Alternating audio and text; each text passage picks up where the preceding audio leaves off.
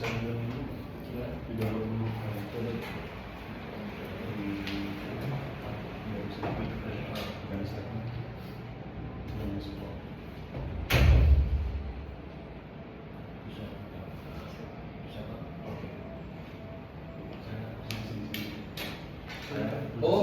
gitu, oh iya. Boleh. Coba satu dulu. Iya. Boleh. Di start ini.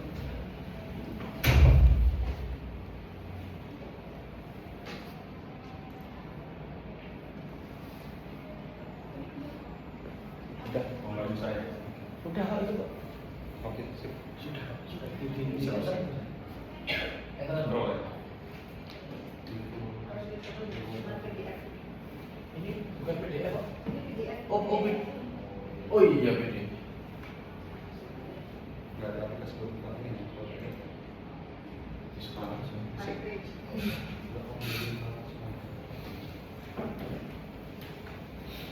Sip. Ya. Okay, thank you, the Godfather, for the occasion. He claimed as a good father. We call him as a Godfather. Thank you so much for the time. Bukan Godfather. I see a lot of great people is coming here, so it makes me like I feel I have butterfly in my stomach, but I try my best. So good afternoon, Man of Steel.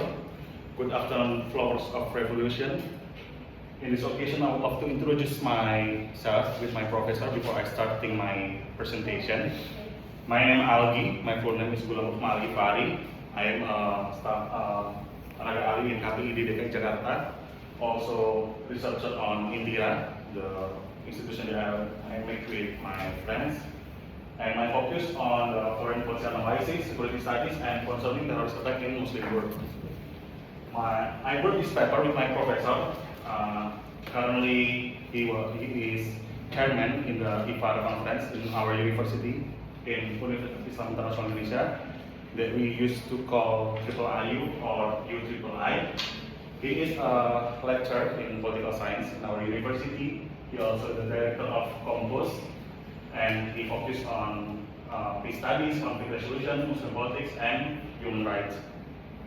So we worked about paper, and this still under writing. So I need your feedback and suggestion to complete this paper. We talk about national law, compliance with international humanitarian law. We choose Papua as a case study, and we starting from the background that if we saw the movie Peaky Blinders, Lizzie ever said that the past is the past, but Tommy refused and said the past is not the past, like we see in the Papua currently. The conflict has been 2 decades, and until now still starting war over there between TPN OPM and government or military.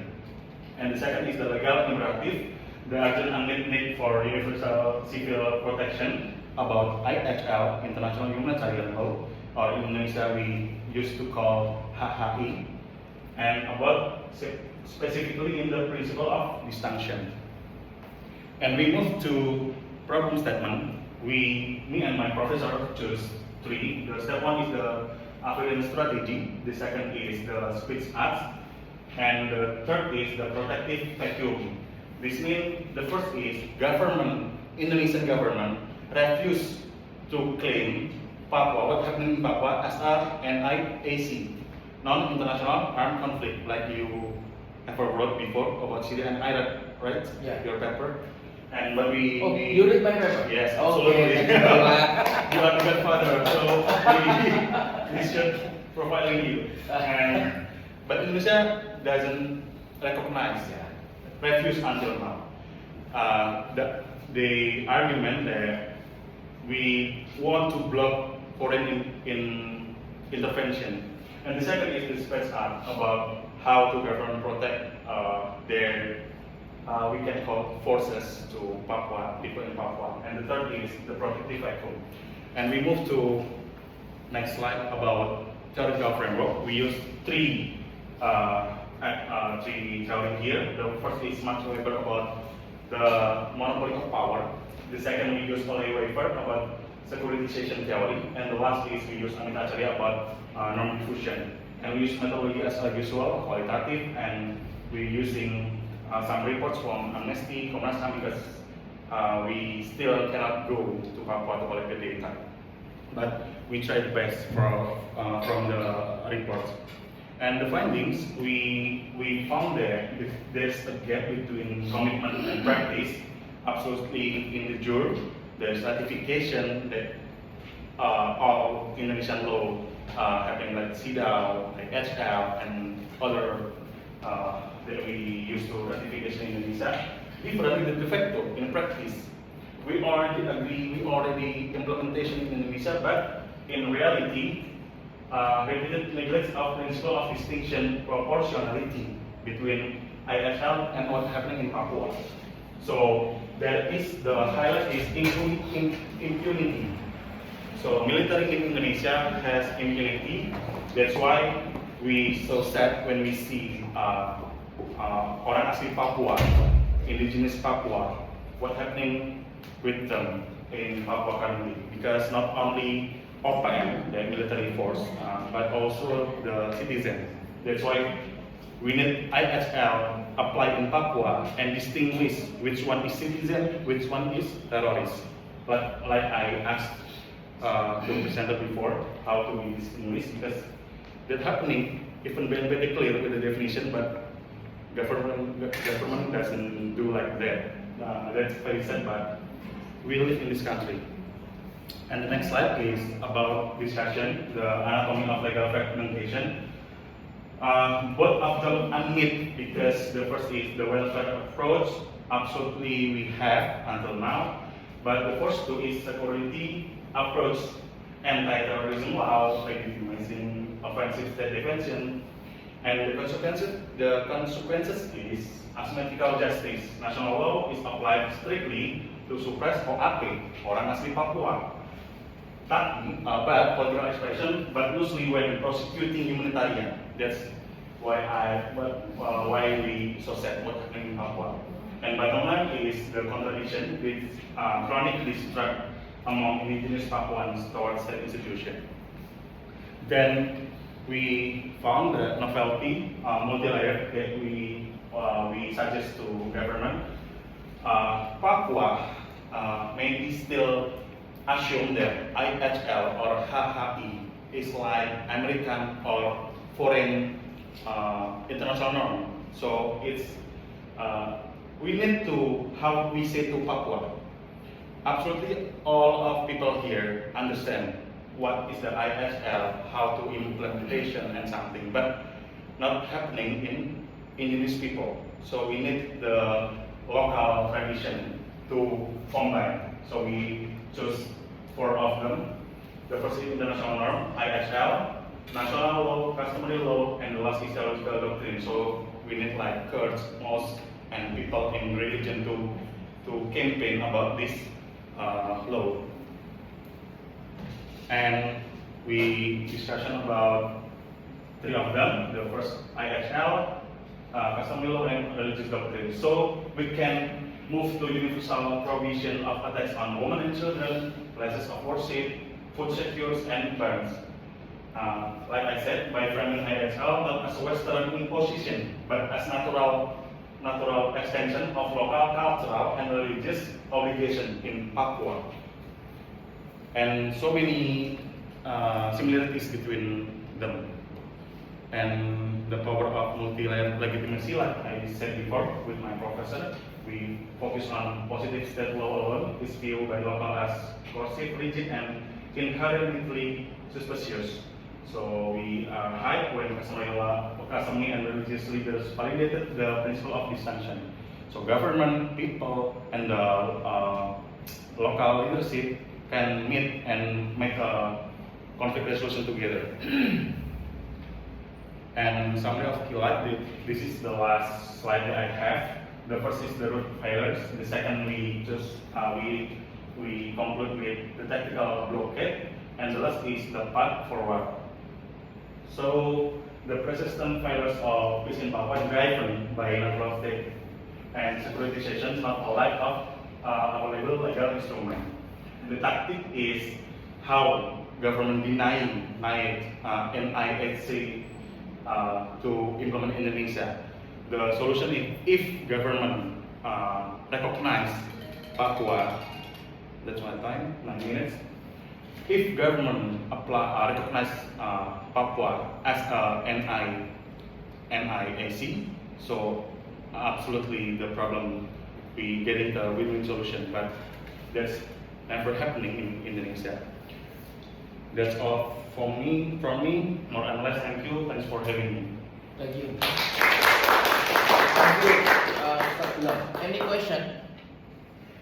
Bagus gitu. Topiknya benar sekali. Takut saya.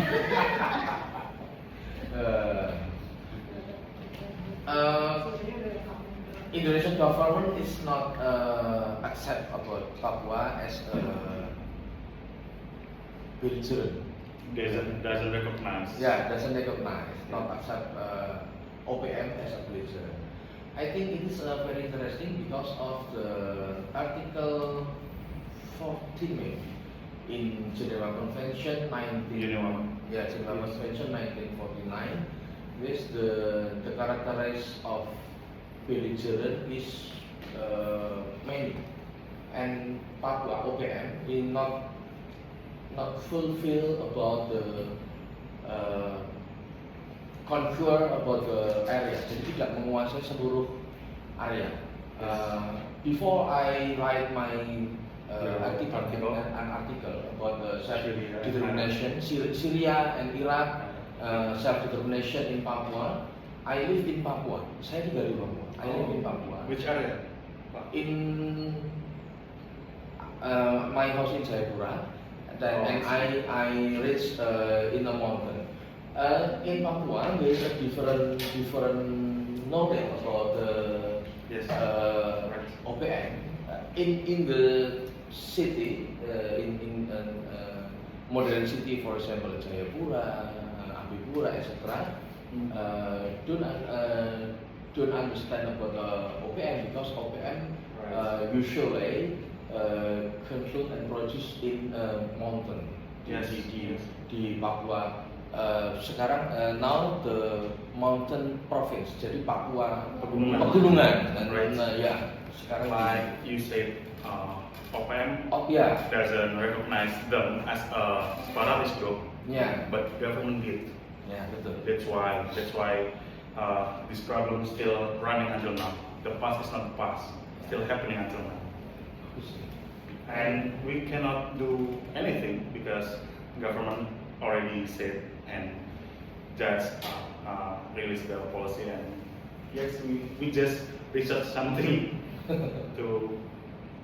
In your presentation, you said that there has been common ground between three: international law, civil law, religion, and national law. Yeah. Yes. How is that? Yeah, I think the Before. no, after this one. No, yeah. So there's actually the three norms. Understand that there's shall be no attacks on several groups. How do the government of Indonesia and the TNI and also the foreign police implement this, and how the also understand and how to make sure those in conflict implement it. Amazing.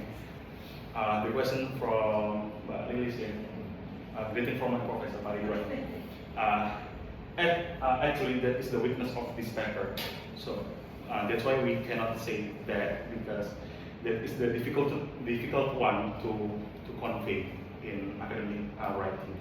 So government cannot recognize Papua as a non-armed area conflict, because government wonder if there is foreign intervention coming, America, US, and other countries.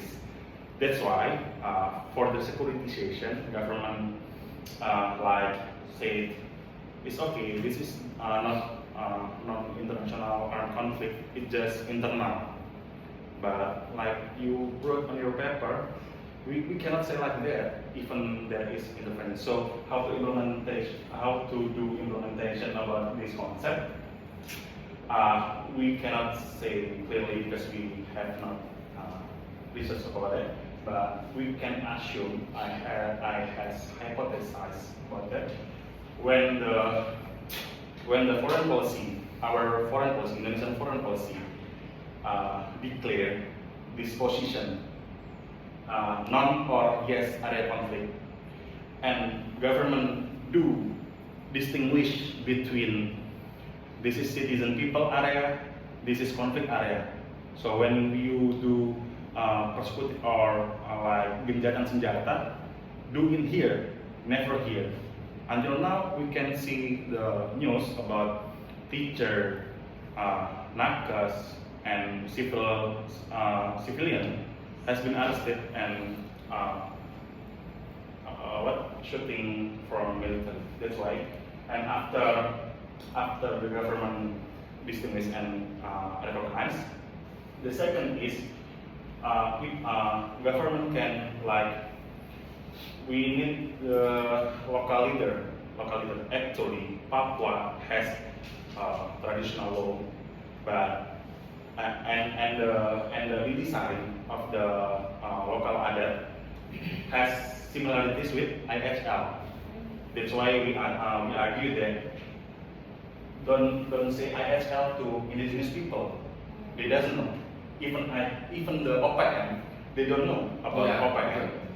Apalagi ISL, we can say in the simple speaking, yes, different language.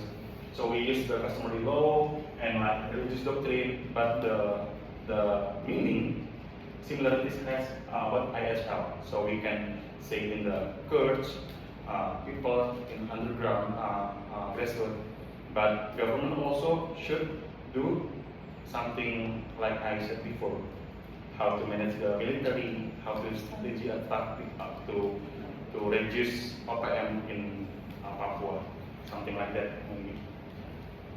I hope that answered your question. Thank you. I'm Any trying. question again? Ya, silakan satu aja ya. Not question tapi share. Oh, share, oke. Jadi I have been to Papua di Manokwari dan Jayapura. Sebenarnya uniknya karena OPM kan berbahaya ya, bahkan mereka masih melakukan penembakan sampai sekarang. Tapi ketika saya ke sana ke kota bicara sama orang-orang di sana, mereka selalu bilang, oh nggak apa-apa mbak, nggak bahaya, oh nggak apa-apa mbak, di sini aman. Jadi kayak it's like we know it's dangerous, tapi orang lokalnya sendiri malah menenangkan kita dan mereka juga merasa itu tidak bahaya. Jadi itu sih yang masih bergesing di Papua itu sendiri. As far as I know, because there is this like border area where is the area of like underground gerakan bawah tanahnya OPM, and there's area green area like something like that. So I also doing survey in 2024 in political survey. Yes, when we talk about sesepuh in Papua, they show us about the map, which one you can go, which one you cannot go because the security, something like that. But I don't know the formal data from intelligence or something like that. Maybe government has data but doesn't publish in public.